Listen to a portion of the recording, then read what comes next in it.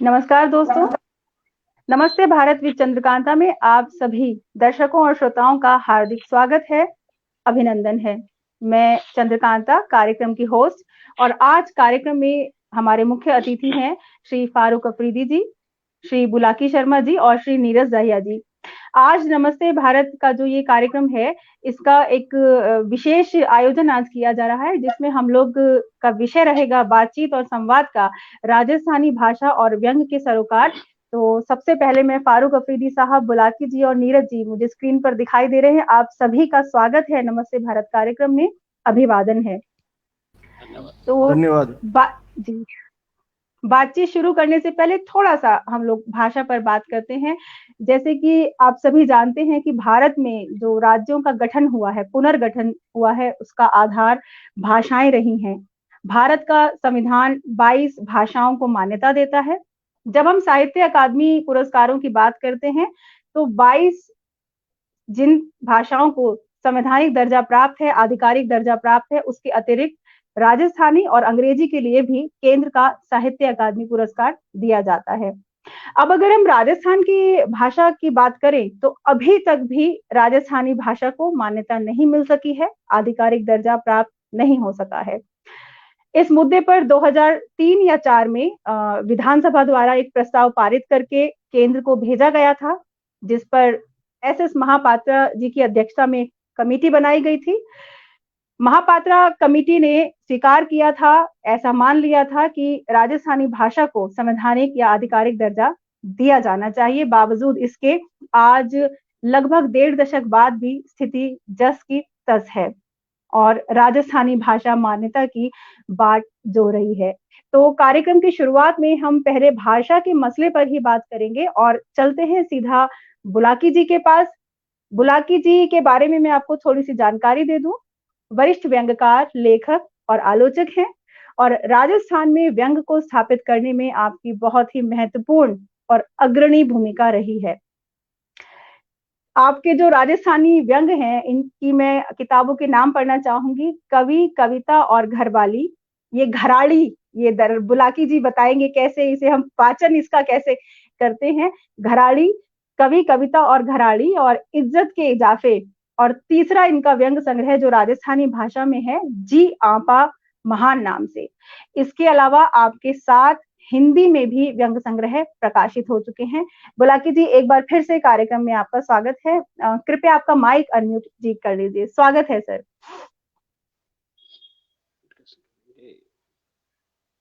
जी, हो गया है और आपकी आवाज आ रही है। नमस्कार चंद्रकांता जी। सबसे पहले तो मैं नमस्ते भारत और आपका शुक्रिया अदा करता हूँ। शुक्रिया इस बात में कि हम इतने वर्षों से राजस्थानी की मान्यता की बात उठा रहे हैं।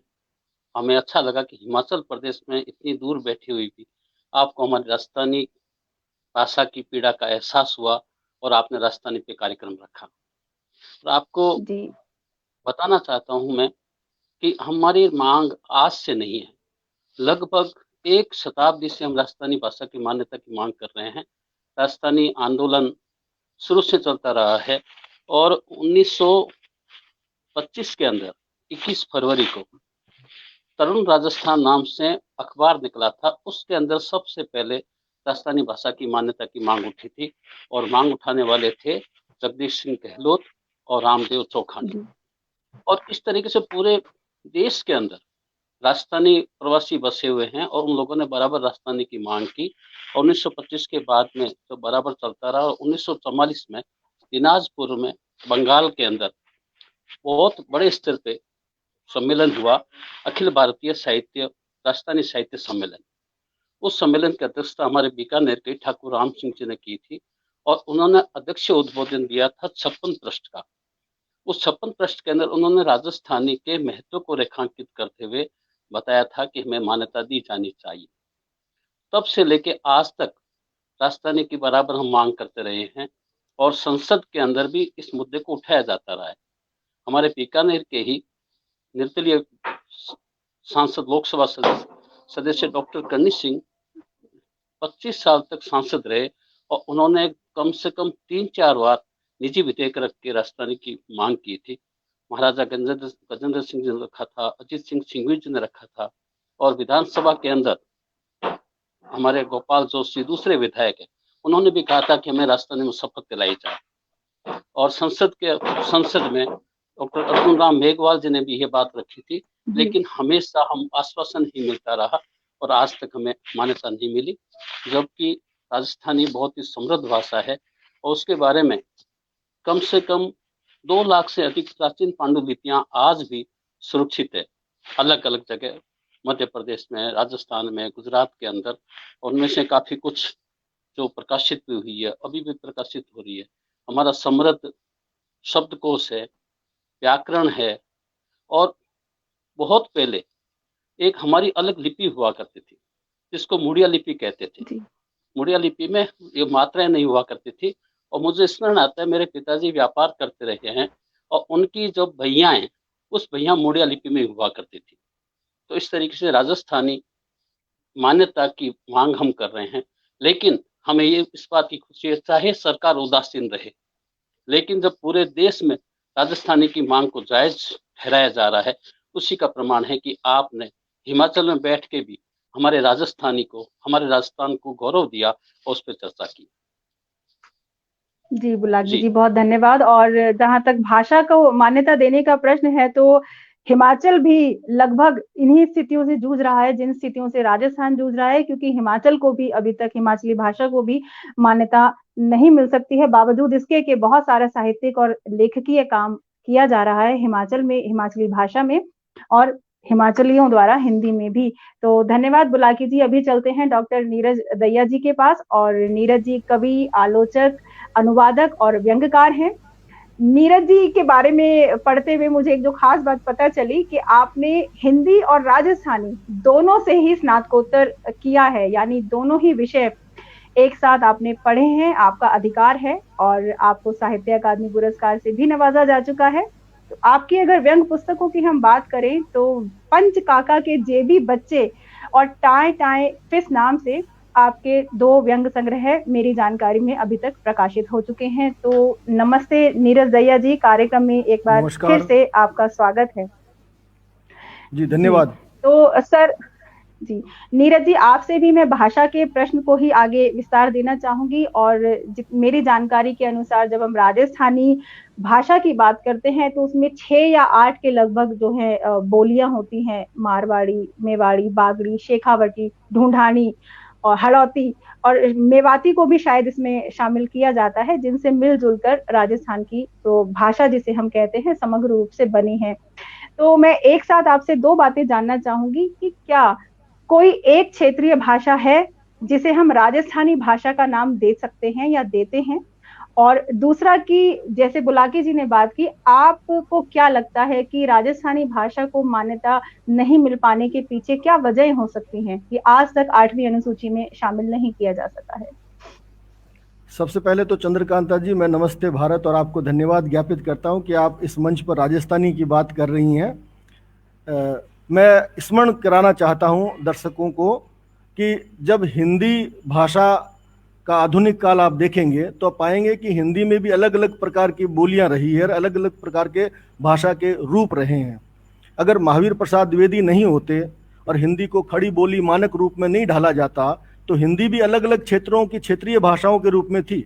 और अगर आप ब्रज की, अवधी की, राजस्थानी की, इन सब की बात करते हैं और हिंदी की बात करते हैं तो आदिकाल हिंदी का कहाँ है? जिसे आप आदिकाल कह रहे हैं, वीर गाथा काल कह रहे हैं, सारा रासो काव्य राजस्थानी का ही है। जिस हिंदी का भवन आज, हिंदी भाषा का भवन जिस पर खड़ा है वो मूलतः राजस्थानी है। फिर हिंदी और दूसरे लोगों को राजस्थानी से इस प्रकार का सोतेला व्यवहार नहीं करना चाहिए। क्यों? क्योंकि अगर हिंदी भाषा में राजस्थानी को आरंभ में एक बोलियों के रूप में काउंट करवाया, अलग अलग बोलियां बताई गई, लेकिन उसके बाद में स्थिति क्या हुई? क्या हम अतीत में ही जीना चाहते हैं या हम वर्तमान में जीना चाहते हैं? अब 2021 में रह रहे हैं हम और बात करते हैं 18वीं शताब्दी की। तो 18वीं शताब्दी की स्थितियां अलग थी, आज की स्थितियां अलग थी। अगर आप तार्किक रूप से बात करेंगे तो भाषा विज्ञान है जो ये बताता है कि कोई बोली कब भाषा बनती है। राजस्थानी एक समृद्ध भाषा है, उसके पीछे भाषा विज्ञान में दिए गए सारे बिंदुओं को राजस्थानी पूरा करती है। शब्दकोश होना चाहिए, व्याकरण होना चाहिए, आधुनिक साहित्य होना चाहिए, एक व्यापक क्षेत्र होना चाहिए। राजस्थान भारत में एक अहम स्थान रखता है और राजस्थान के लिए ये बड़ा सुखद है कि राजस्थान के बहुत सारे लोग भारत के कोने कोने में नहीं, विश्व में हैं। और मारवाड़ी जो नाम कहा गया, एक व्यापार करने वाले लोग जो बिहार के भी हैं, महाराष्ट्र के भी, वो भी खुद को मारवाड़ी कहने लगे, लोग उनको कहने लगे। मारवाड़ी और राजस्थानी आरंभ में पर्याय शब्द रहे हैं, लेकिन इस विषय में भी शोध होना चाहिए। मेरा ये कहना है कि संख्या के हिसाब से, क्षेत्रफल के हिसाब से, साहित्य के हिसाब से, शब्दकोश के हिसाब से, व्याकरण के हिसाब से, जितने भी तर्क आप भाषा विज्ञान के आधार पर जांचने के लिए आपके पास में है, उन सब में राजस्थानी पूर्ण होती है। और जहां तक बोलियों की बात है, तो बोलियां अलग अलग क्षेत्र में जो आंचलिकता का रंग है उसको लेकर है। कुछ लोगों का ये कहना है कि बीकानेर, जोधपुर, इस प्रकार का जो क्षेत्र है इसमें प्रभुत्व है, तो जहां ज्यादा लिखा जाएगा साहित्य उसका प्रभुत्व रहेगा। और लिखने में और बोलने में अंतर हमेशा से रहा है, हिंदी में भी अब ऐसा है। कोई जरूरी नहीं है कि आप ये कह दें कि हिंदी में नहीं है, अभी भी अलग अलग क्षेत्रों में हिंदी अलग अलग ढंग से, अलग अलग स्टाइल से बोली जाती है। राजस्थानी के सिलसिले में भी ऐसा है। तो राजस्थानी को मान्यता मिलनी चाहिए और राजस्थानी को साहित्यिक मान्यता के रूप में साहित्य अकादमी ने मान्यता दे रखी है। जैसा कि आपने आरंभ में जिक्र किया कि भारत की 22 संविधान में दर्ज भाषाओं के साथ साहित्य अकादमी राजस्थानी को और भारतीय अंग्रेजी को मान्यता देकर 24 भाषाओं में प्रतिवर्ष 4 पुरस्कार देती है। मुख्य पुरस्कार, अनुवाद पुरस्कार, बाल साहित्य पुरस्कार, युवा पुरस्कार। अब बात अगर हम राजस्थानी की करें, विश्वविद्यालयों को हम देखें तो विश्वविद्यालयों में राजस्थानी पढ़ाई जा रही है, वहाँ राजस्थानी में शोध हो रहे हैं। यूजीसी राजस्थानी में नेट करवा रही है, राजस्थान में राजस्थान लोक सेवा आयोग स्लेट करवा रहा है। राजस्थान में 11वीं और 12वीं के पाठ्यक्रम में राजस्थानी शामिल है। राजस्थान में स्वयं पाठी जो विद्यार्थी है उसके लिए राजस्थानी में शिक्षण की व्यवस्था है। राजस्थान में आकाशवाणी और दूरदर्शन पर राजस्थानी के कार्यक्रमों की व्यवस्था है। राजस्थान में राजस्थानी के उत्थान के लिए राजस्थानी भाषा साहित्य एवं संस्कृति अकादमी बीकानेर में राजस्थान सरकार की बनाई हुई अकादमी है, लेकिन ये दुर्भाग्यपूर्ण स्थिति है कि वहां लंबे समय से अध्यक्ष का पद रिक्त पड़ा है, बहुत सारे पद रिक्त पड़े हैं। साहित्य के प्रति सत्ता और सरकार का जो रुझान होना चाहिए वो नहीं है, या हम ये कह सकते हैं कि जो हम लेखक हैं या जनता है वो इस प्रकार की अपनी मांग को उचित स्थान पर नहीं रख पा रहे हैं। 25 अगस्त 2003 को राजस्थान विधानसभा में सर्वमत से संकल्प पारित करके केंद्र सरकार को भेजा गया कि संविधान की 8वीं अनुसूची में राजस्थानी को शामिल किया जाए। उस प्रस्ताव के बाद में आश्वासन मिला कि हो जाएगा। उसके बाद में आमरण अनशन की बात भी हुई, धरने भी हुए, प्रदर्शन भी हुए, लेकिन वोट मांगते समय हमारे नेता जिस भाषा में बात करते हैं, जब वो कुर्सी पर आसीन हो जाते हैं तो उस भाषा के प्रति उदासीनता रखते हैं। मेरा केवल एक ही मानना है कि ये कोई बहुत बड़ा मसला नहीं है। जिस दिन सत्ता चाहेगी उस दिन मान्यता राजस्थानी को मिल जाएगी, और हो सकता है एक दिन हम सुबह उठें और अखबार में देखें कि राजस्थानी भाषा को मान्यता मिल गई। मैं बड़ा आशावान हूं। चंद्रकांता जी।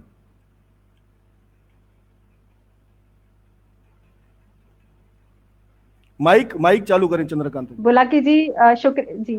हाँ, थोड़ी सी आपकी आवाज मुझे ठीक से नहीं सुनाई दे रही थी, लेकिन मैं आपको एक और बात जानना चाहती हूँ कि जैसे राजस्थान के भीतर भी ये बात उठाई जाती है, जैसे पूर्वी प्रदेशों द्वारा या अन्य की, जो मारवाड़ी है उसका प्रभुत्व या वर्चस्व अगर कहें तो राजस्थानी भाषा को समग्र रूप से जिसे हम कहते हैं उसमें अधिक है। तो क्या समस्या प्रदेश के स्तर पर भी है कि बाकी जो क्षेत्र हैं पूर्वी या उत्तर पूर्वी, वहां के लोग नहीं स्वीकार पा रहे हैं इस बात को कि राजस्थानी भाषा का नाम किस भाषा को दिया जाए, उनका सहयोग नहीं मिल रहा है? चंद्रकांता जी, आज 11 सितंबर को हमारे राजस्थान के महाकवि, जो हिंदी में भी बहुत बड़े कवि के रूप में पहचाने जाते हैं, कन्हैयालाल सेठिया जी को हम याद कर रहे हैं। सेठिया जी ने अपनी रचनाओं में राजस्थानी भाषा के लिए एक पुस्तक लिखी, माइड्रो हेलो। उसमें लिखा है कि राजस्थानी वह है जो अलग अलग बोलियों से मिश्रित बनी है। अगर राजस्थान में अलग अलग भाषाएं हैं, उसकी उपभाषाएं हैं, तो वहां के जो लेखक हैं उनका भी मत है कि राजस्थानी को मान्यता दे।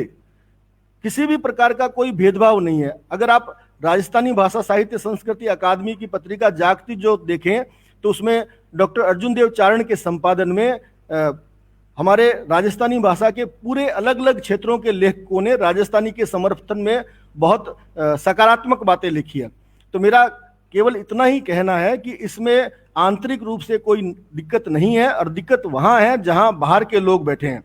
अगर राजस्थानी को मान्यता मिलती है तो प्रत्येक स्कूल में राजस्थानी के अध्यापक की आवश्यकता होगी। अगर राजस्थानी को मान्यता मिलती है तो प्रत्येक कार्यालय में राजस्थानी के अनुवादक की आवश्यकता होगी। राजस्थानी को जब रोजगार से जोड़ दिया जाएगा तो निश्चित रूप से ये सारी समस्याएं दूर हो जाएगी। दूसरी बात, अगर अंग्रेजी और हिंदी की तरह राजस्थानी को भी बच्चे को आरंभ में आप पढ़ाएंगे तो वर्तनीगत रूप से वो समानता के स्तर पर आ जाएगा। अभी वर्तमान में राजस्थान में राजस्थानी को प्राथमिक शिक्षा में जोड़े जाने की बात हमारा राष्ट्रीय शिक्षा नीति कह रही है। और एक और बहुत सकारात्मक और पक्ष की बात है कि राजस्थान में जो साक्षरता आंदोलन हुआ वो पूरा का पूरा लोकल डायलेक्ट के नाम पर राजस्थानी में ही संचालित किया गया। अगर राजस्थान में राजस्थान की साक्षरता दर बढ़ी है तो उसका श्रेय राजस्थान को है, राजस्थानी को है। तो निश्चित रूप से इस प्रकार का जो भेद है, द्वंद्व है या अफवाह है या जो इस प्रकार की कथन है, वो जो हिंदी के या कुछ अन्य प्रदेशों के लोग हैं जिनको यहाँ इस भाषा के मान्यता मिलने से उनके लाभ कम नजर आते हैं, उनकी तरफ से फैलाए हुए तथ्य हैं। निश्चित रूप से राजस्थानी को मान्यता मिलने से राजस्थान के नवयुवक को बहुत ज्यादा फायदा होने वाला है। और जब तक भाषा रोजगार से नहीं जुड़ेगी और जब तक भाषा प्राथमिक शिक्षा में नहीं आएगी तब तक इस प्रकार के छोटी मोटी बातें होती रहेगी। मैंने जैसा कि कहा कि हिंदी के आरंभिक काल को आप देख लीजिए, अगर सरस्वती नाम की पत्रिका और माहिर प्रसाद द्विवेदी नहीं होते और आगे चल के एक पूरे बड़े लेखकों का समूह नहीं होता, राजस्थानी के साथ साथ आरंभ होने वाली भाषा गुजराती आज संपन्न है, समृद्ध है, मान्यता प्राप्त है, क्योंकि वहां गांधी जी हुए। अफसोस की बात है कि राजस्थान में कोई गांधी नहीं हुआ, इसलिए राजस्थानी को मान्यता नहीं मिली। अगर राजस्थानी को मान्यता मिलती तो निश्चित रूप से राजस्थानी का स्वरूप अलग होता। ये राजस्थानी वही है जो हिंदी अपने आदिकाल में राजस्थानी को संजोए हुए है। इसका मध्यकाल है, इसका आधुनिक काल है, अलग छंद शास्त्र है। तो निश्चित रूप से राजस्थानी एक बहुत समृद्ध और गरिमामय भाषा है और मैं इस मंच से इसकी मान्यता और संवर्धन के लिए अधिकाधिक प्रयास किए जाने की कामना करता हूं और ये मांग भी करता हूं। धन्यवाद चंद्रकांता जी। जी बहुत बहुत बहुत धन्यवाद नीरज दहिया जी। बहुत ही महत्वपूर्ण बिंदु आपने उठाए। मैं आगे उन्हीं बिंदुओं पर बात करने जा रही हूं और इस दौरान कार्यक्रम से शंकर धाकर जी, पुलकेंद्र अरोड़ा जी, डॉक्टर लालित्य ललित जी, कमलेश भारतीय जी, पंकज साहा जी और तमाम दर्शक जुड़े हैं। आप सभी दर्शकों और श्रोताओं का हार्दिक स्वागत है, कार्यक्रम में अभिनंदन है। और अब चलते हैं फारूक अफरीदी साहब के पास। नमस्कार फारूक अफरीदी साहब। और फारूक अफरीदी साहब को लेकर मैं आपको बता दूं कि वरिष्ठ लेखक हैं राजस्थान से, कवि, पत्रकार और वरिष्ठ व्यंग्यकार भी हैं। अभी आपकी 2 पुस्तकें आ चुकी हैं जो व्यंग्य संग्रह हैं। बुद्धि का बफर स्टॉक और मीन मेक नाम से 2 व्यंग्य संग्रह आ चुके हैं। लिखा आपने खूब है, पुस्तकें भले ही 2 हो, तमाम व्यंग्य संग्रहों की भूमिकाएं आपने लिखी हैं और लगातार व्यंग्य लेखन में सक्रिय हैं और भाषा के मुद्दे पर भी अपनी पैनी नजर आप रखते हैं। तो आपकी एक पुस्तक है धन्य है आम आदमी, जो कि व्यंग्य संग्रह है और प्रकाशन अधीन है। तो स्वागत है फारूक अफरीदी साहब, नमस्ते भारत कार्यक्रम में आपका। जी जी बहुत नमस्ते, आपका सबको नमस्ते। और नमस्ते भारत ही है तो फिर सबको नमस्ते, पूरे देश को नमस्ते। और ये बहुत खुशी की बात है कि आप हिमाचल में बैठी हुई हैं और राजस्थान पर चर्चा कर रही हैं। मेरे ख्याल से ये पहला अवसर है किसी वेबिनार का कि कहीं दूसरी जगह से, किसी दूसरे प्रदेश से भाषा विशेष पर या क्षेत्र विशेष पर कोई चर्चा की जा रही हो। इसके लिए तो मैं आपको बहुत साधुवाद देता हूँ और आपकी मनसा को भी सलाम करता हूँ। जी बहुत बहुत शुक्रिया फारूक साहब जी। दरअसल भाषा कहीं की भी हो, मुद्दा मुझे लगता है कि वो सभी के लिए महत्वपूर्ण होना चाहिए, क्योंकि आखिरकार हैं सभी भारतीय भाषाएं ही और आपस में बहनें आप इन्हें कह सकते हैं, तो सभी को उनका अधिकार मिलना ही चाहिए। तो मैं नीरज जी और बुलाकी जी ने जैसे बड़े ही महत्वपूर्ण बिंदु उठाए। नीरज जी ने रोजगार से जोड़ने की बात की या स्कूलों की बात की। जब हम एक भाषा को मान्यता देते हैं तो तमाम और भी उसके जो सकारात्मक पहलू हैं वो आते हैं, जैसे स्कूलों में उस भाषा को पढ़ाया जाने लगता है, जो प्रशासनिक सेवाएं हैं, उस जो उनके पाठ्यक्रम होते हैं उसमें भाषा आ जाती है, रोजगार मिलता है, नए शिक्षक लगाने होते हैं। और सबसे महत्वपूर्ण ये है फारूक साहब कि जो नई भाषा नीति है उसमें मातृभाषा में जो शिक्षा देने की बात कही गई है, लेकिन अगर जिन भाषाओं को अभी तक मान्यता नहीं मिल सकी है, विशेषकर हिमाचली और उससे भी महत्वपूर्ण राजस्थानी की हम बात करें, तो अपने आप में बहुत बड़ा ये मजाक सा लगता है कि एक तरफ आप कहते हैं कि नई शिक्षा नीति में मातृभाषा में शिक्षा दी जानी चाहिए, या टेक्निकल स्तर पर जो तकनीकी स्तर पर शिक्षा है वो देना चाहिए, परीक्षाएं ली जानी चाहिए। दूसरी तरफ आप आधिकारिक भाषा के रूप में मान्यता नहीं दे रहे हैं। आपको क्या लगता है कि क्या इसके पीछे शासन की उदासीनता है? क्या 2003-4 में प्रस्ताव पारित कर दिए जाने के बावजूद राजस्थान विधानसभा से, क्या राजस्थान सरकार में जो भी लोग रहे हैं, सत्ता में जो भी लोग रहे हैं, अपने बात का दबाव केंद्र सरकार पर नहीं बना सके हैं राजस्थानी भाषा को मान्यता देने के लिए? आपका इस पर क्या रुख है? देखिए, हम 70 साल आजादी को हमें हो गए और 70 साल से हम बराबर ये मांग कर रहे थे कि राजस्थानी भाषा को मान्यता मिलनी चाहिए। और भाई हमारे बुलाकी जी ने तो कहा कि 1 शताब्दी हो गई, वो बात भी ठीक है। उस बारे में भी उन्होंने जो तथ्य दिए, चाहे वो कलकत्ता का दिनाजपुर का सम्मेलन हो, चाहे और जगह का सम्मेलन हो, और हमारे साहित्य की बात हो। आप ये बताइए कि 70 साल में हम एक कदम भी आगे नहीं बढ़े थे। सन 2004 में ही हम पहला स्टेट है जिसने सर्वसम्मति से संकल्प पारित किया था। अशोक गहलोत मुख्यमंत्री जब थे, उनके सामने जब प्रश्न आया तो उन्होंने कहा कि ये वैसे तो बहुत जटिल प्रश्न है, लेकिन मैं इसमें कोशिश करूंगा तो मुझे जरूर कामयाबी मिलेगी, और उन्होंने कामयाबी हासिल की। आज देखिए, विपक्ष छोटी छोटी बात पर अड़ंगे अड़ा देता है, लेकिन भाषा को लेकर जो संकल्प पारित हुआ, इस बात का ये साक्षी है कि राजस्थान की पूरे जनता का प्रतिनिधित्व करने वाले हमारे जनप्रतिनिधियों ने राजस्थानी भाषा को एक प्रकार से उस दिन मान्यता दे दी और संकल्प पारित करके भारत सरकार के गृह मंत्रालय को भेज दिया। इस बीच में बहुत लंबा अरसा गुजर गया और इस लंबे अरसे के में कांग्रेस की सरकार भी रही, आज भारतीय जनता पार्टी की सरकार रही, और भी सरकारें रही, लेकिन किसी ने भी उस संकल्प को पारित करने के बाद आगे की जो कार्रवाई होती है उस दिशा में कोई बड़ा कदम नहीं उठाया। आज भी हमारे केंद्र में जो नेता बैठे हुए हैं उसमें कई प्रतिनिधि ऐसे बना रहे हैं, लेकिन क्यों अभी तक उनको कन्विंस नहीं कर पाए हैं। केंद्र को जब तक कन्विंस नहीं कर पाएंगे तो तब तक ये काम अधूरा ही रहेगा। हिंदी भाषा से किसी का विरोध नहीं है। राजस्थानी, आज गुजरात में अगर गुजराती भाषा बोली जा रही है तो वहां गुजराती कमजोर थोड़ी हुई है, वहां हिंदी कमजोर नहीं हुई है। वहां भी हिंदी की पत्र पत्रिकाएं बराबर निकल रही हैं, हिंदी के दैनिक समाचार पत्र तक वहां निकल रहे हैं, तो हिंदी कहाँ कमजोर हुई है। और राजस्थान तो इस बात के लिए हमेशा याद किया जाना चाहिए कि राष्ट्रीय एकता को एक सूत्र में बनाए रखने के लिए भारतीय भाषा में जब सवाल आया कि हमारे क्षेत्रों के अनुसार जब प्रदेशों को बांटा गया आजादी के बाद में, तो हिंदी को हमने इसलिए अपना लिया कि भाई हमारी राष्ट्रीय भाषा को थोड़ा महत्व मिलेगा और पूरे देश में हिंदी को एक प्रतिष्ठित स्थान मिलेगा। ये हमने उस समय जो त्याग किया उसका खामियाजा आज हमें भुगतना पड़ रहा है। ये तो बहुत गलत बात है। हमसे हमारी भाषा को तो उस समय भी मान्यता मिल जानी चाहिए थी। अगर हम उस समय अड़ जाते और हम अपना व्यापक हित नहीं देखते हिंदी भाषा का, तो आज ये दिन हमें नहीं देखने पड़ते। तो बहुत संकट की बात है कि हमारे साथ एक प्रकार से जो चोट हुई है भाषा को लेकर के, और 10 करोड़ राजस्थानी आज इस बात के लिए तड़प रहे हैं, बराबर बिलबिला रहे हैं, तंग आकर के आंदोलन कर रहे हैं कि भाई राजस्थानी भाषा को मान्यता दी जाए। राजस्थान सरकार ने अपना काम कर दिया, अब भारत सरकार को उसके आगे की कार्रवाई करनी चाहिए, कोई विरोध नहीं होना चाहिए। हो क्या रहा है कि आपने एक सवाल अभी नीरज जी से पूछा था कि आपके वहां तो कोई दिक्कत नहीं है। मैंने कहा हमारे यहाँ दिक्कत होती है तो ये संकल्प भी पारित नहीं होता।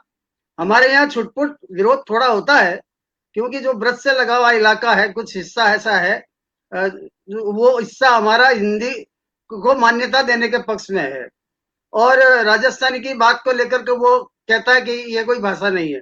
लेकिन वो बहुत छोटे से, मान लीजिए 1 या 2% लोग ऐसे होंगे, और वो सब जगह होते हैं।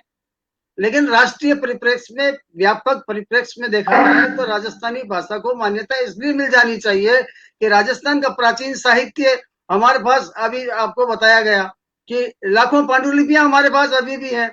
राजा रजवाड़ों के पास जितना साहित्य है, उनके जो साहित्यिक कोश हैं, उनके जो लाइब्रेरीज हैं, और राजस्थान का प्राच्य विद्या प्रतिष्ठान है, उसके अंदर आप देखिए करोड़ों करोड़ों रुपए की कीमती हमारे पास साहित्य पड़ा हुआ है। इस बात का साक्षी है कि राजस्थानी साहित्य किसी दृष्टि से कमजोर नहीं है। और एक बात और बताऊं कि आजादी के 70 सालों में राजस्थान के लेखकों ने जिस त्याग और बलिदान के साथ अपनी भाषा से प्रेम करते हुए आधुनिक साहित्य रचा है, वह किसी भी हिंदी आधुनिक साहित्य के बराबर का है, किसी भी तरह से कम नहीं है। इतना टकसाली उनका भाषण है, उनका लेखन है, उनकी उनकी भाषा है। और उस आज भी राजस्थान में घरों में लोग राजस्थानी भाषा में ही बात करते हैं। आपको आश्चर्य होगा कि हिंदुस्तान से बाहर जो राजस्थानी चले गए हैं, चाहे वो अमेरिका चले गए, कनाडा चले गए, यूके चले गए, न्यूजीलैंड चले गए, नीदरलैंड चले गए, अफ्रीका चले गए, और सारे के सारे लोग आज भी राजस्थानी भाषा का झंडा बुलंद किए हुए हैं। और वहां से बैठे बैठे राजस्थानी भाषा की मान्यता के लिए आज अमेरिका से जैसे बड़े राष्ट्र, दुनिया का सबसे बड़ा राष्ट्र है, वहां करोड़ों राजस्थानी आज इस बात को लेकर के आंदोलन कर रहे हैं कि राजस्थानी भाषा को आंदोलन, उसका मान्यता मिलनी चाहिए। वहां से लोग आवाज उठा रहे हैं, जगह जगह से आवाज उठ रही है, राजस्थानी संगठन बने हुए हैं। राजस्थानी भाषा, साहित्य और संस्कृति को, कल्चर को, हमारे जो जीवन मूल्य हैं, उनको निभाते हुए आज हमारे प्रवासी राजस्थानी जहाँ केवल ना केवल वहां के विकास में भागीदार बने हुए हैं, बल्कि वो वहां की संस्कृति को क्षुण्ण बनाए हुए हैं। ये क्या कम बात है? ये हमारे इतनी सब बातों के पीछे मेरा कहने का तात्पर्य यह है कि राजस्थानी भाषा के साथ अभी भी एक प्रकार से अन्याय हो रहा है। और मैं आपको एक बात और बता दूं कि आजादी का आंदोलन जब गांधी जी के नेतृत्व में लड़ा गया था देश में, उस समय अहिंसा के बल पर, तो राजस्थान के लोग भी बहुत अहिंसा में विश्वास करने वाले हैं। गांधी जी के नेतृत्व में उन्होंने भी लड़ाइयां यहाँ लड़ी हैं। हमारे यहाँ लाखों लोग, हमारे यहाँ भी हजारों लोग शहीद हुए, और लेकिन उन्होंने उफ नहीं किया, और शांति और सद्भाव के साथ ही हम अपनी भाषा की मान्यता के लिए बात कर रहे हैं। और इसके साथ साथ मैंने आपको जैसा कि बताया कि राजस्थानी आधुनिक साहित्य इस बात के लिए गवाह बनेगा आगे चल करके कि हमने राजस्थानी भाषा और साहित्य और संस्कृति को किस तरह से अक्षुण्ण बनाए रखा है। और इसको आने वाले हमारे लेखक, नई पीढ़ी भी इस बात में बराबर लगी हुई है। वो इस बात से थकी नहीं है क्या भाषा को मान्यता नहीं मिली तो लिखना बंद कर दें, नहीं, वो बिल्कुल और दुगने जोश और जोश खरोश के साथ लिख रहे हैं। ये मेरा आपको कहना है। जी, तो अभी आपने सुने कार्यक्रम के पहले भाग में राजस्थानी भाषा को लेकर बुलाकी जी, नीरज दहिया जी और फारूक साहब के विचार, और कार्यक्रम को आगे बढ़ाते हैं और बात करते हैं राजस्थानी भाषा में जो व्यंग लिखा जा रहा है उस पर। और मैं वापस चलती हूँ बुलाकी जी के पास। तो बुलाकी जी, राजस्थान में एक बहुत खूबसूरत लोक परंपरा है, लोक नाट्य परंपरा है, जो होली उत्सव के दौरान बहुत राजनीतिक व्यंग बाण जो छोड़े जाते हैं इस लोक नाट्य परंपरा में। तो इस तरह की जो लोक परंपराएं हैं वो किस तरह से राजस्थानी भाषा के व्यंग को समृद्ध कर रही हैं, ये हम और आप, हमारे दर्शक आपसे जानना चाहते हैं। चंद्रकांता जी, चाहे लोक परंपरा हर जगह ये होती है तो उसमें व्यंग की बात तो रहती है। हमारे राजस्थानी के अंदर व्यंग की बहुत समृद्ध परंपरा रही है लोक परंपरा के अंदर। और वहां पे विशेषकर मैं अगर बीकानेर की बात करूं तो बीकानेर में हर मौके पे, होली पे जिस तरीके से यहाँ रमत खेली जाती है, रमत के अंदर तात्कालिक रूप से रमत खेली जाती है, तो तात्कालिक रूप से जो परिवर्तन आया उस परिवर्तन को उसमें लेते हैं। अगर महंगाई बढ़ गई तो महंगाई की बात करेंगे, अगर अत्याचार बढ़ रहे हैं तो वो अत्याचार की बात करेंगे। और वहाँ पे रात रात भर, आज की स्थिति के अंदर भी रात रात भर लोग रमत देखते हैं और रमत अपडेट बराबर की जाती है। लेकिन लोक में जिस तरीके से व्यंग है, उस तरीके से राजस्थानी में व्यंग विधा में कम काम किया गया है, लेकिन बराबर अब इन दिनों बहुत काम हो रहा है। और मैं विशेष इस रूप में स्मरण करना चाहूंगा सांवर दहिया जी का। सांवर दहिया जी का व्यंग संग्रह 51 व्यंग उनके गुजरने के बाद में उनके सुपुत्र डॉक्टर नीरज दहिया ने निकाला था, लेकिन उन्होंने बराबर रूप से व्यंग विधा को समृद्ध किया और समृद्ध करने की एक बहुत अच्छी परंपरा रही है व्यंग के अंदर। और अगर चाहे मात्रा में कम हो, लेकिन स्तर के लिहाज से राजस्थानी व्यंग कतई कमजोर नहीं है। लेकिन वही बात अभी हो रही है कि अगर मान्यता की बात बार बार हमें, इसलिए हर चाहे बात हो, मान्यता की बात इसलिए करनी पड़ती है कि जो काम किया जा रहा है वो ज्यादा सामने नहीं आ पा रहा है। क्या वजह है कि जब एक रचनाकार के दिवंगत होने के बाद उनके परिवार वालों को एक किताब निकालनी पड़ती है और रचनाकार खुद अपने स्तर पे किताब निकालने की कोशिश करता है।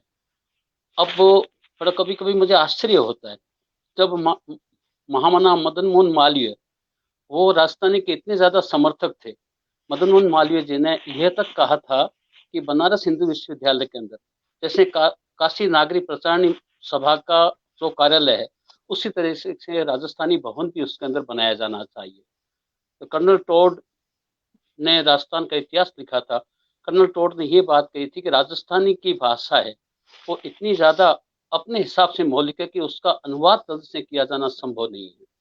तो राजस्थानी में चाहे हर विधा हो, विशेष व्यंग का मैं भी एक विद्यार्थी रहा हूँ राजस्थानी का, हिंदी के साथ साथ।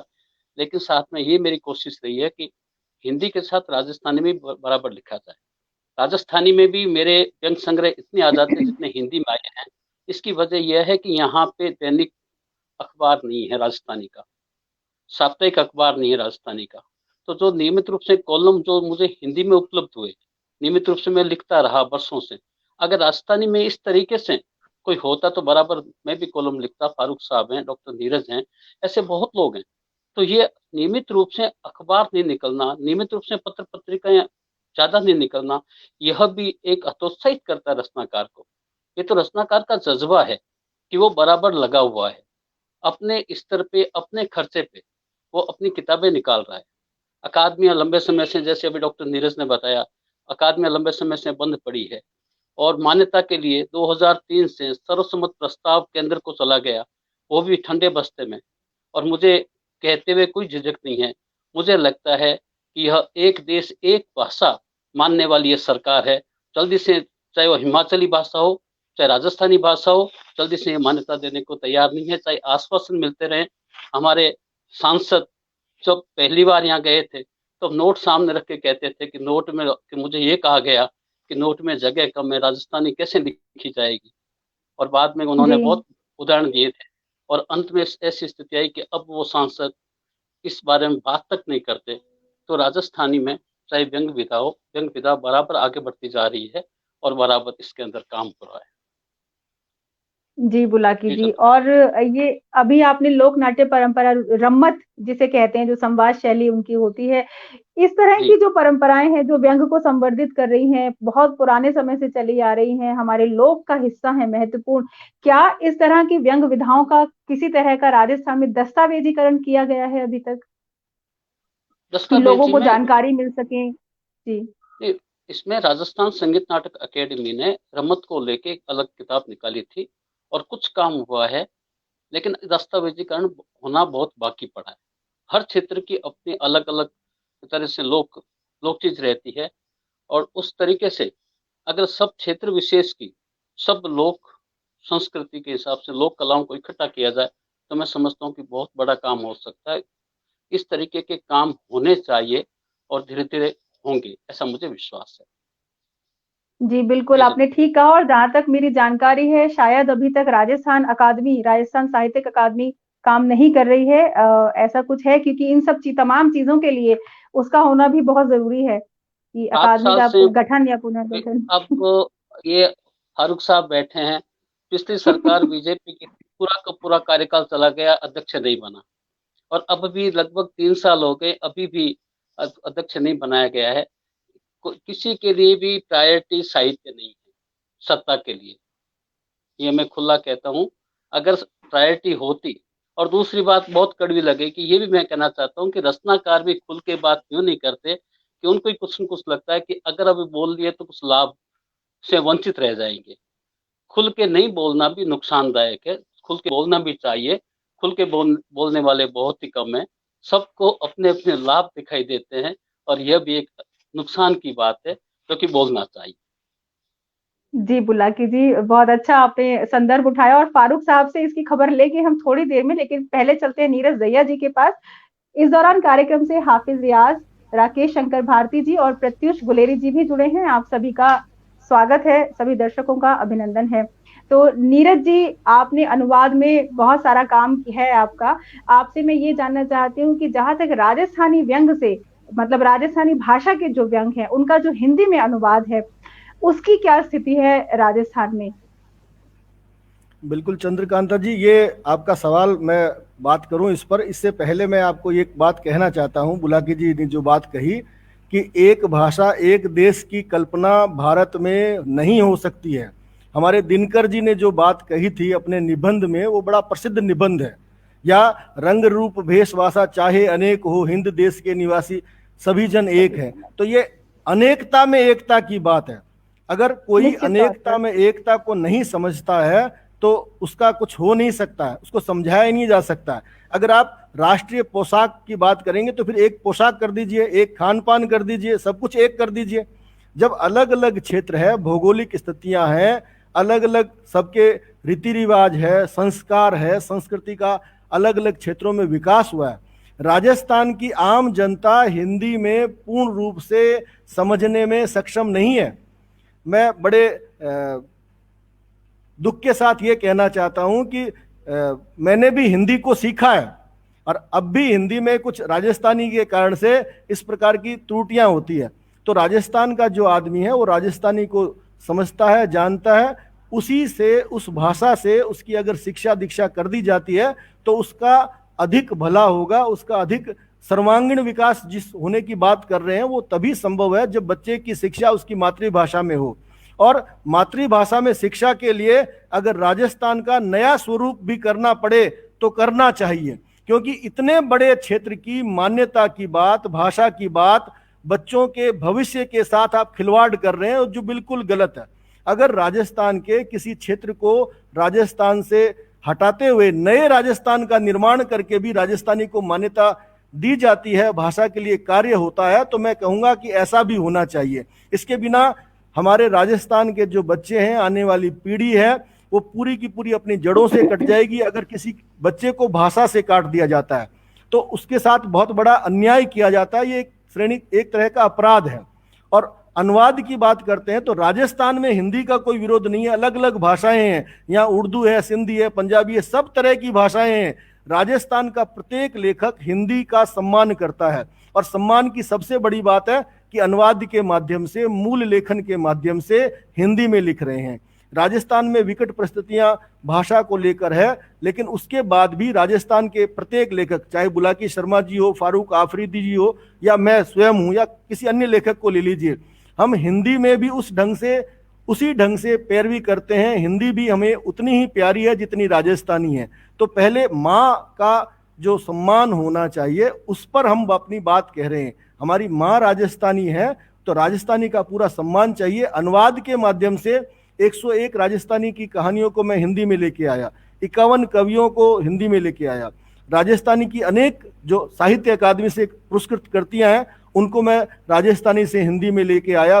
मोहन आलोक की गय गीत कह लीजिए, मधु आचार्य आशावादी का उपन्यास गवाड़, कुछ व्यंग भी अनुवाद किए हैं। साथ ही साथ हिंदी के रचनाकारों को राजस्थानी में अनुवाद किया। निर्मल वर्मा के कहानी संग्रह कव्वे और काले पानी का राजस्थानी में अनुवाद किया। डोगरी भाषा माध्यम भाषा हिंदी और अंग्रेजी है। अगर आप पूरे भारत को समझना चाहते हैं और अपनी भाषा को पूरे भारत में समझाना चाहते हैं तो अनुवाद ही एक ऐसा जरिया है जिसके द्वारा हम एक हो सकते हैं। अगर आप दक्षिण भारत में जाएंगे तो वहां आपको हिंदी के साथ अंग्रेजी को भी माध्यम भाषा के रूप में चुनना होगा।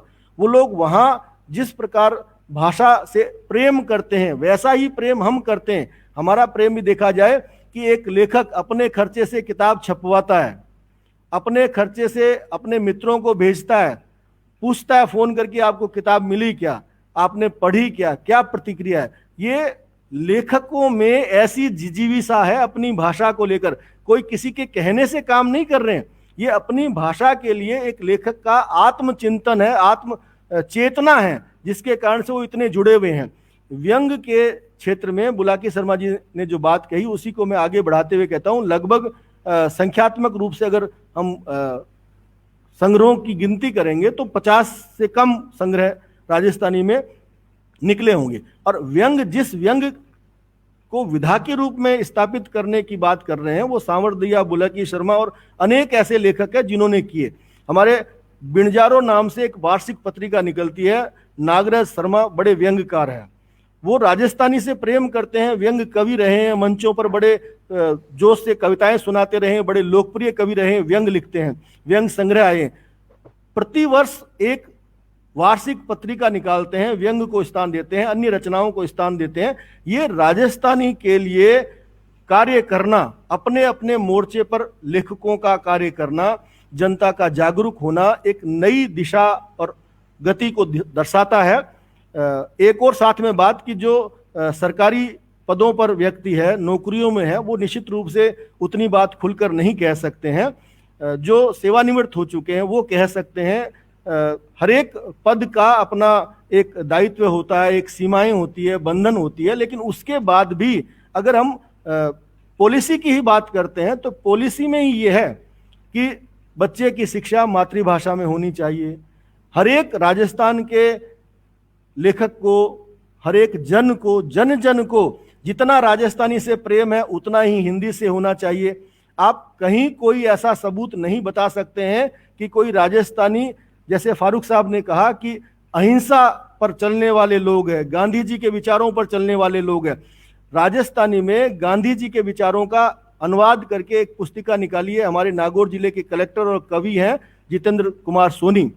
उस पूरी किताब में गांधी जी जिस भाषा की वकालत करते हैं, मातृभाषा की वकालत करते हैं, हम लोग गांधी जी की जो बातें हैं, उनके जो सिद्धांत है, उन्हीं सिद्धांतों के आधार पर अपनी भाषा की मांग करते हैं। और निश्चित रूप से आज के इस कार्यक्रम के द्वारा और माननीय फारूक साहब और बुलाकी सर के निर्देशन और परामर्श के अनुसार निश्चित रूप से आप पाएंगे कि अगले साल तक राजस्थानी व्यंग का हिंदी में कोई न कोई एक संकलन जरूर आएगा। धन्यवाद चंद्रकांता जी। बहुत शुक्रिया नीरज जी। और एक अकादमी को लेकर कमलेश भारती जी ने बड़ा ही रोचक कमेंट किया था, दिखाएं उसे। तो कमलेश भारती जी ने लिखा था कि डॉक्टर इंद्रनाथ मदान ने मेरे साथ इंटरव्यू के बीच कहा था कि साहित्य अकादमियों से भाषा का भला नहीं हो सकता। कुछ समय ये अकादमियां काम करती हैं, फिर रूटीन का और खाने पीने का काम हो जाता है। इंद्रनाथ जी खुद एक बड़े व्यंग्यकार थे। शुक्रिया कमलेश जी। तो चलते हैं फारूक साहब के पास। फारूक साहब, मैं आपसे अगला प्रश्न करूं उससे पहले चाहूंगी कि बुलाकी जी ने एक सीधी सीधी बात कही थी जो कि एक व्यंग्यकार की भूमिका को शोभा भी देता है, सीधे सीधे कहना। तो प्रशासनिक उदासीनता को लेकर, शासकीय उदासीनता को लेकर उन्होंने कहा कि अकादमियां कार्य में नहीं है, अभी 3-3 साल 5-5 साल हो गए हैं। क्या आपका कहना है इस पर? देखिए, वैसे तो मैं कोई राज्य सरकार का प्रवक्ता नहीं हूँ लेकिन एक हिस्सा छोटा मोटा जरूर हूँ। राज्य सरकार के पास माननीय मुख्यमंत्री अशोक गहलोत जी इस समय, उनके पास सारी तैयारी है, लेकिन बीच बीच में क्या होता है कि राजनीतिक व्यवधान भी हमारे यहाँ बहुत उत्पन्न हुए। लोकतंत्र के लिए एक तरह से खतरा हो जाता है कि जब आप पार्टियों को, तो सरकारों को गिराने की कोशिश करते हैं, तो सरकारें बचाना का काम प्राथमिकता में आ जाता है और ये अकादमियों के गठन का काम सेकेंडरी हो जाता है। तो अभी बीच में 1 साल पहले हम जिस दौर से गुजरे हैं, उस दौर से बहुत सावधानियां बरतनी पड़ रही है। एकदम हमारे ही अपने बीच के लोग इस तरह के व्यवधान उत्पन्न कर देते हैं। उसके कारण भी फिर ये कोरोना आ गया 2 साल, ये करीब 1.5 साल इस बात को भी हो गया है कि कोरोना का जिस प्रकार आप देखिए कि मुकाबला किया है राजस्थान सरकार ने, मैं कहता हूँ देश और दुनिया के अंदर उस बात की प्रशंसा हुई है। ये कोई छोटा मोटा मामला नहीं था। लोगों की आजीविका और जीवन दोनों बचाने की बात जो राजस्थान में हुई है, उसकी पूरी सब जगह प्रशंसा हुई है। चाहे इंजेक्शन लगाने की बात हो, चाहे लोगों की जांचें करने के मामले हो, हमारे पास जांच का कोई आधारभूत ढांचा नहीं था। एक एक भी जांच हम नहीं कर पाते थे। जांचों के लिए हमें दूसरी जगह जाना पड़ता था कोरोना की जांच के लिए। आज हम 1,70,000 के आसपास लोगों की जांच करने की क्षमता राजस्थान सरकार ने जुटाई है। कोई छोटी मोटी बात नहीं है। तो इस प्रकार की कुछ चुनौतियां प्राकृतिक भी आई हैं, इन वजह से भी इस प्रकार के गठन में देरी हुई, ऐसा मैं मानता हूँ। और सब तैयारियां पूरी हैं। कभी जिस प्रकार राजस्थानी भाषा की मान्यता के लिए भाई नीरज ने कहा कि किसी दिन हम सुबह उठें और कहें कि यार आज तो मान्यता मिल गई, अखबारों में छप गया है, उसी तरह हो सकता है कि कभी भी अकादमियों का गठन हो जाएगा। लेकिन एक बात बताऊं मैं कि अकादमी की पत्रिकाएं बराबर निकल रही हैं और संपादक भी हमने साहित्य के लिए, कोई नौकर था वहां पर काम नहीं कर रहा है। ये जो बीकानेर के दोनों नरेश बैठे हैं यहाँ पर, इस बात के गवाह है कि हमने साहित्यकारों को ही संपादक बना रखा है और बहुत अच्छी पत्रिकाएं निकल रही हैं। और पूरे देश में आज मधुमती हो या जागती जो राजस्थानी भाषा की पत्रिका जागती जो होता है, उसकी बड़ी प्रशंसा हो रही है और मधुमती की भी बहुत प्रशंसा हो रही है। एक बात मैं क्या कहना चाह रहा था, अभी मेरी बात पूरी नहीं हुई शायद, तो एक बात मैं बता दूं कि राज्य सरकार तो राजस्थानी भाषा में इतना विश्वास रखती है कि सरकार ने जितनी भी कल्याणकारी योजनाएं बनाई है ना, उन सब कल्याणकारी, चाहे वो मेडिकल की हो, जांच की हो, लोगों को पेंशन देने की बात हो, सामाजिक सरोकार से जोड़ने की बात हो, उन सब के जो विज्ञापन जारी होते हैं, उनके विज्ञापनों को भी राजस्थानी भाषा में, राजस्थानी में छोटे छोटे नारों के साथ लोगों तक पहुंचाया। क्योंकि गांव और गरीब जो गांव में बसता है ना, वो आज भी राजस्थानी भाषा में ही जानता है, उसको हिंदी आती नहीं है। वो वहां हमारी हिंदी की भाषा को पहचानता नहीं, वहां अखबार भी नहीं पहुंचते, और अखबार पहुंचते तो बहुत सीमित लोग पढ़ते हैं वहां पर। तो राजस्थानी भाषा की जड़ तो इतनी गहरी है, तो राज्य सरकार भी इस नस को जानती है, और इसी कारण से राजस्थानी भाषा के अंदर विज्ञापनों का काम हमारे साहित्यकार लोग कर रहे हैं कई जगह बैठे बैठे।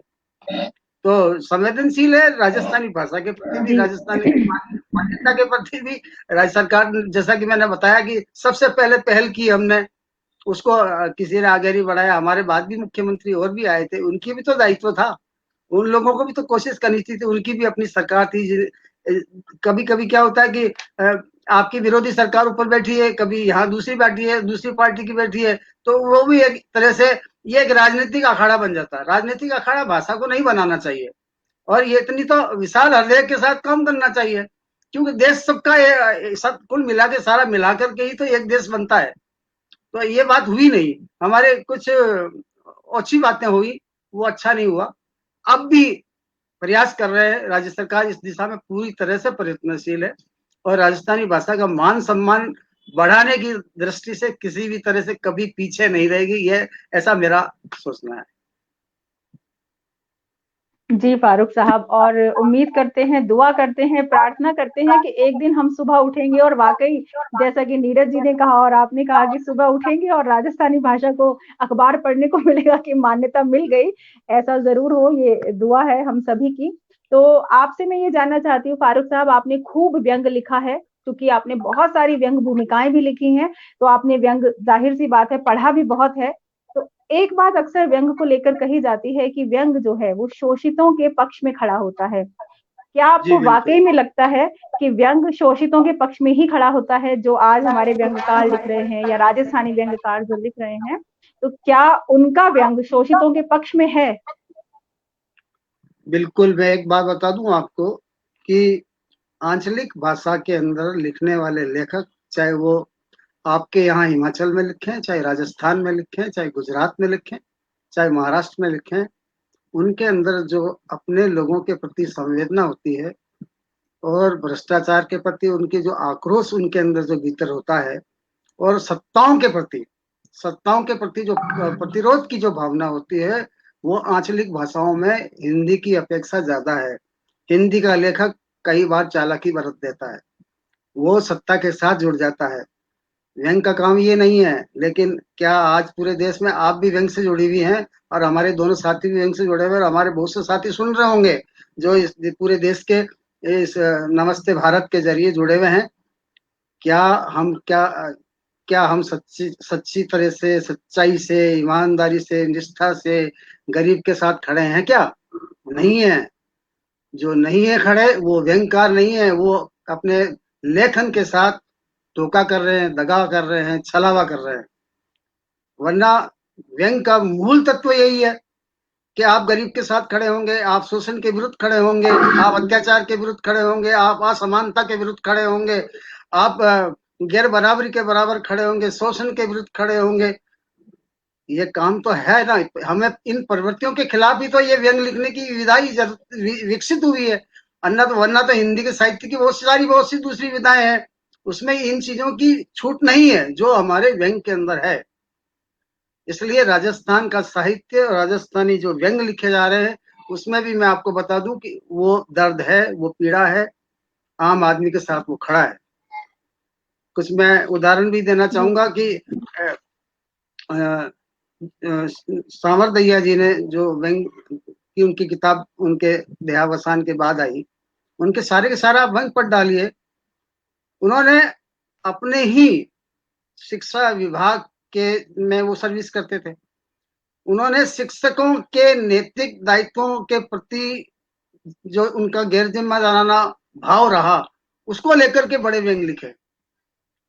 एक आदमी जो जहां अपने आसपास, अपने इर्द गिर्द जो कहीं अत्याचार, अन्याचार, अनाचार वो देखता है, अगर वो व्यंगकार है तो उसका ये दायित्व बनता है, उसका धर्म बनता है कि वो इन चीजों का उजागर करे और सामाजिक चेतना लाने का प्रयास करे, और जो लक्षित वर्ग है उसको लाभ पहुंचाए। और जिन लोगों ने कार्य के प्रति उदासीनता बरती है, कर्तव्य दायित्वहीनता बरती है, उत्तरदायित्व को नहीं निभाया है, उनको उत्तरदायित्व का आभास कराए। ये काम बहुत उन्होंने बड़ा काम किया। हमारे राजस्थानी की भाषा के लेखक, चाहे बुलाकी दस्कल, ये बुलाकी शर्मा है, ये इनका नियमित लेखन है। इस बात का साक्षी यही है कि इन्होंने पूरा का पूरा लेखन, नीरज भाई आजकल थोड़ा दूसरे कामों में व्यस्त हो गए, लेकिन मैं देख रहा था कि पिछले दिनों बराबर नीरज जी व्यंग के इस तरह से छाए हुए थे, पूरे देश में छाए हुए थे, राजस्थान के सारे समाचार पत्रों में छाए हुए थे। हम लोग हिंदी में सोचते नहीं है, हम लोग मूलतः राजस्थानी में सोचते हैं और राजस्थानी हिंदी में लिखते हैं। ये हमारी एक विडंबना है, और ये विडंबना नहीं है, ये हमारी खूबी है। इस बात का हमें गर्व है। बहुत सुंदर फारूक साहब, बहुत बढ़िया, और अच्छा लगा आपसे इस बारे में बात करके, व्यंग के बारे में बात करके, और बहुत बाखूब आपने बताया भी उदाहरण देकर। तो वापस बुलाकी जी के पास चलते हैं। बुलाकी जी, राजस्थान के तमाम लेखक सोशल मीडिया पर जुड़े हुए हैं, अक्सर उन्हें पढ़ने के लिए मिलता रहता है तमाम चीजें, लेकिन एक जो एक अजीब सी अटपटी सी बात यह है कि मैंने महिलाओं को राजस्थान से व्यंग लिखते हुए अभी तक नहीं पढ़ने में आया।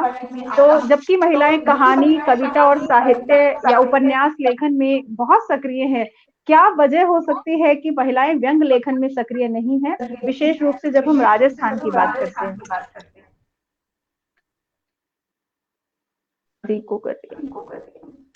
मैं बता दूं? नहीं, मैं बता देता हूँ, फिर आप बता दीजिएगा। जी। देखिए, मूल बात ये तो बात सही मानता हूं मैं कि राजस्थान के अंदर व्यंग महिलाएं कम लिख रही है, जबकि अन्य विधाओं के अंदर बराबर लिख रही है। लेकिन अन्य विधाओं में लिख रही है उसकी तरफ भी ध्यान कम दिया जा रहा है। ये बात भी एक विचारणीय है। जैसे इसका उदाहरण फिर वही आज लगता है मौका कि नीरज का ही रेफरेंस हमें बार बार देना पड़ रहा है। अभी नीरज दैया ने एक संग्रह तैयार किया है, लुगाई ने कुण गाई। मतलब लुगाई के बारे में, औरत को किसने गाया, मतलब औरत की तारीफ किसने की। तो इन्होंने पहली बार राजस्थानी का किया है, और राजस्थानी में कविताओं का ये संग्रह निकाला है। तो राजस्थानी में लिखा जा रहा है। राजस्थानी जैसा वातावरण, जहाँ के एकदम परंपरागत वातावरण होते हुए भी राजस्थानी में लिखा जा रहा है महिलाओं द्वारा, ये कम है क्या? पहले लक्ष्मी कुमारी चूड़ावत जैसे गिनती के नाम थे, और आज अगर गिनती करें तो लगभग 50 के आसपास राजस्थानी रचनाकार हमें मिल जाएंगी। और उसमें, लेकिन राजस्थानी में चाहे गद्य न लिखा जाए, लेकिन जो कविताएं लिखी जा रही उसमें व्यंग का स्वर महिलाओं का सुनाई देगा अपने को। और यहाँ मुझे लगता है ऐसा कि शायद व्यंग न लिखे जा रहे हों, लेकिन राजस्थानी महिलाएं व्यंग करने में हास्य के अंदर बहुत ही आगे हैं। जब भी शादियां वगैरह होती है तो शादियों में जो वहाँ आते हैं, सगे सगे कहते हैं अपन उनको, जब रिश्तेदारी वगैरह आते हैं तो उनको जो गीत गाते हैं उनका नाम ही गालियां है। गालियां गालियां गालियां उसको गाड़ियां कहते हैं। तो गालियां हैं तो उसके अंदर भी वो चुटकी लेते हैं। और लेकिन राजस्थानी के अंदर धीरे धीरे, राजस्थानी क्या, अब वो फारूक साहब बताएंगे नहीं तो, कि हिंदी के अंदर भी राजस्थान में व्यंग्यकार जो जिस हिसाब से है उस हिसाब से महिलाओं की संख्या बहुत ही कम है। लेकिन धीरे धीरे महिलाएं आगे आ रही है और इसके अंदर आएगी, लेकिन फिलहाल कम है, इस बात को मैं स्वीकार करता हूँ। जी जी जी, फारूक साहब आप कुछ कह रहे थे? हाँ, इनके दिमाग में कुछ आ रखी बात। जी, कोई खलल? जी फारूक साहब। जी, मैं ये कह रहा था चंद्रकांता जी कि पूरे देश में अभी 151 वाले व्यंग का जो संग्रह आया था, सवर्त संग्रह शायद वही था, और उसमें भी हमारी कितनी महिलाएं हैं, आप जरा सूची बना करके देख लीजिए। पूरे देश में भी आपको 20, 25, 30 मिलेंगी। उस हिसाब से अगर राजस्थान में देखें तो नीलिमा टिक्कू हमारे, उन्होंने व्यंग संग्रह लिखा। जयबा रशीद ने व्यंग संग्रह लिखा। डॉक्टर आदर्श शर्मा ने व्यंग संग्रह लिखा, और 2-3 और महिलाएं तैयार हो रही हैं। बहुत आने वाले समय में उनके व्यंग संग्रह, आप उनसे कभी कभी हो सकता है कि आप कभी उनसे संवाद करने का भी आपको अवसर मिलेगा। तो ऐसा नहीं है निश्चित तौर पर। तो चलिए, तो डॉक्टर नीरज दहिया जी सर, जी आखिरी प्रश्न आज के कार्यक्रम का मेरा डॉक्टर नीरज दहिया जी से रहेगा। सर, आपने अनुवाद और आलोचना दोनों में ही बहुत आपका काम है, तो राजस्थान में जो आलोचना की स्थिति है, चूंकि ऐसा माना जाता है, एक तो सबसे बड़ी बात मैं अपने दर्शकों को भी बता दूं कि व्यंग को एक विधा के रूप में, एक साहित्यिक विधा के रूप में दर्ज होने के लिए बहुत ही लंबा संघर्ष करना पड़ा है। आज भी छिटपुट लोग हैं जो नहीं मानते कि व्यंग अलग से साहित्य की कोई विधा है। तो इसमें प्रेम जन्मेजय जी जैसे लोगों ने बहुत काम किया है व्यंग को विधा का दर्जा दिलाने के लिए। तो चूंकि जब किसी विधा का एक आलोचना आती है, आलोचना शास्त्र आता है, वो भी उसे मान्यता देने के लिए एक महत्वपूर्ण कदम होता है। तो जब हम राजस्थान में व्यंग की बात करते हैं, तो क्या लेखकीय समाज ऐसा है जो आलोचना पर भी काम कर रहा है व्यंग की, अगर हम बात करें तो? नीरज जी। बिल्कुल चंद्रकांता जी, राजस्थानी में और हिंदी में या किसी भी भारतीय भाषा में जो लेखक अलग अलग विधाओं में काम करते हैं, मेरा मानना है कि एक व्यंग्यकार अगर व्यंग की आलोचना लिखता है तो बेहतर लिख पाएगा, क्योंकि वो व्यंग लिखने की प्रवृत्ति से फंडामेंटल रूप से उसके जो मीन मेक है उन सब से परिचित होता है, बजाय इसके जो व्यंग नहीं लिखता है उसकी तुलनात्मक रूप से बात कह रहा हूं मैं। और असल में आलोचना जो काम करती है वही वैसा ही कुछ काम व्यंग करता है। व्यंग और आलोचना में मुझे बड़ा समानता सी नजर आती है कि आलोचना का जो उद्देश्य है किसी स्थिति को बताना, उसकी तरफ संकेत करना, उसके सुधार के लिए कामना करना। तो जैसे व्यंग्यकार इस प्रकार की कामना करता है, इलाज करता है समाज का, उसी प्रकार साहित्य में आलोचक भी रचनाओं के बारे में मूलतः अपनी राय देता है, और वो जो राय है वो राय एक सामान्य पाठक से आलोचनात्मक ढंग से जो लेखन करते हैं उनकी भिन्न होती है। भिन्न का अर्थ है कि एक आलोचक की राय में एक जन समूह की सहभागिता अधिक होती है।